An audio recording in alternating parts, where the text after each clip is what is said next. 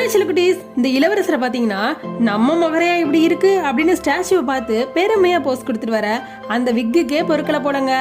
மரவேர்ல கால் தடுக்கி விக் மரக்கலையில போய் மாட்டிக்குது. ஷபா, இப்ப என்னடா பண்றதுன்னு யோசிக்கிறதுக்குள்ள இளவரசி ரோஸும் அங்க வந்துடுறாங்க.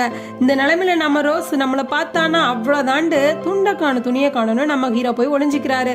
ரோஸும் கைப்பிள்ள எங்கடா இருக்குன்னு சந்து பொந்தெல்லாம் தேட ரோஸோட விக்லையும் மரத்துல உள்ள குப்பையெல்லாம் வந்து சேர்ந்துருது.